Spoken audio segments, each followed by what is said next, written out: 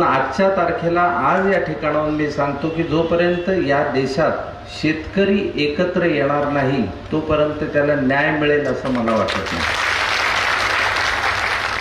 शेतकरी बांधवांनी एकच जात यापुढे लक्षात ठेवायची, आपण शेतकरी, आणि सगळ्यांनी मिळून काम केलं तर उभं राहण्याची शक्यता आहे। कारण फार साधे साधे मुद्दे आहेत, साधी गणितं आहेत। 73 साली पहिला वेतन आयोग लागू झाला, त्यावेळी एखाद्याचा पगार 75-100 रुपये होता। तेव्हा सोनं 400 रुपये तोळा होतं, जुन्या माणसांना माहीत असेल। तेव्हा 11.5 ग्राम सोनं यायचे एका तोळ्यामध्ये, आणि कपाशीचा भाव 500 रुपये होता क्विंटलला।